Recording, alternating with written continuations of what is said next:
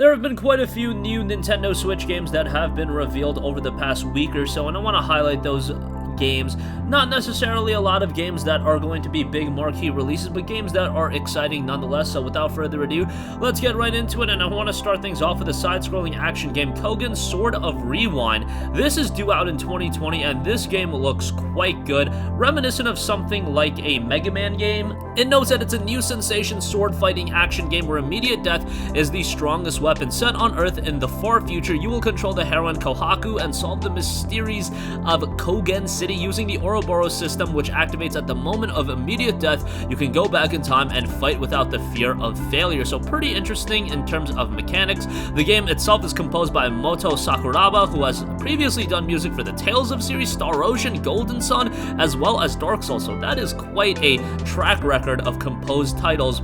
Again, game itself is very much reminiscent of Mega Man from the sense of its action gameplay and platforming, but mechanically, it's also got some unique elements as well. We don't have an official release date, but the game should be out sometime in 2020. Next up, we've got the zombie first-person shooter in Infected Maze, launched in late May for PC.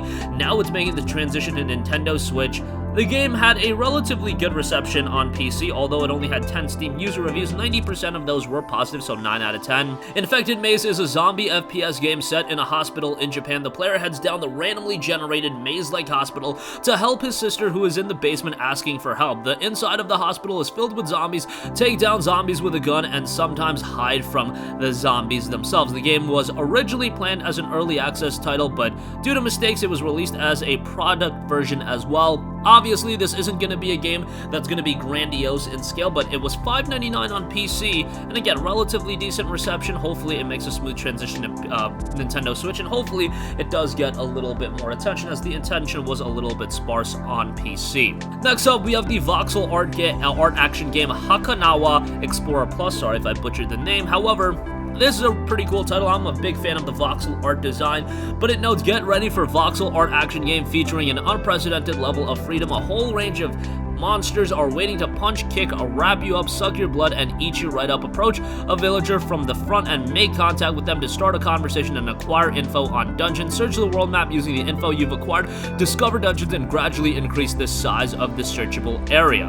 You've got a variety of different characters, variety of items, and a lot of depth to the gameplay as well. Game had a very positive reception on Steam, 259 Steam user reviews, 82% positive reviews, was released at $9.99 on Steam. Hopefully we get a similar price point on the Switch. Next up, we've got the top-down action roguelite Devil Slayer Roxassi is coming to the Nintendo Switch. Again, a top-down action roguelite, and a game that did drop as a Steam Early Access title back in November of 2019. Received pretty strongly with 970 Steam user reviews, 85% positive on that end.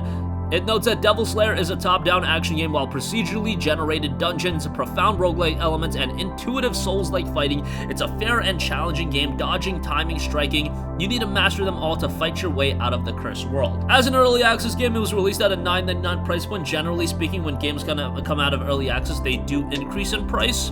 As far as the game being priced differently during and after early access, they note, depends on the quality and scale of the full game, we might reasonably raise the price, so we'll see how that turns out, but a strong reception for the game. Visual style is cool, and it will be coming to the Nintendo Switch later in 2020. Let's hope that that is the case. Next up, also the Chinese RPG and simulation video game Immortal Life has added a Switch version, previously only confirmed for PC. Now, we don't know much about the game, but it's a Chinese-developed RPG and simulation title, and it will be coming to the Nintendo Switch. Maybe this is something harkening to that of Animal Crossing, but it'll be with a Chinese aesthetic. Hey, that sounds pretty cool to me. Nevertheless, it will be coming to the Nintendo Switch on an unspecified date. And lastly, the narrative adventure game Sumar has been announced for Switch, set in a mystical Japanese mountain village. It's an indie narrative adventure game featuring a one-day journey through a mystical Japanese village. It's an enchanted place. The girl Sumara seeks to finish a list of important tasks given to her by a mischievous mountain spirit before night falls and her time in the town ends forever. A narrative quest-driven adventure explored through a variety of lush, beautiful environments rendered in a painterly art style discover collectibles, bonus items, tests of skills, and other challenges, some hidden, some not, a series of quests, both big and small, given by charming forest creatures, quirky townspeople, and Sumar's own heartfelt needs. Take or refuse them, but be wary as the day progresses, you may never get the same chance again.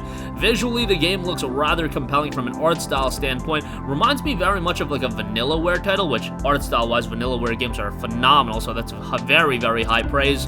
Nevertheless, that should be out sometime in the future. A release date was not given, but that's going to conclude this video. Again, not a lot of major games announced recently. However, these games are a little bit smaller in skill that might go under your radar. I personally think Kogan looks very good, the voxel art action game in Hakanawa. You've got Devil Slayer, Immortal Life might be something really cool, and Sumar I think looks rather fascinating as well. That's going to conclude this video. Sound off with all of your thoughts in the comment section down below. Thank you for watching, and goodbye.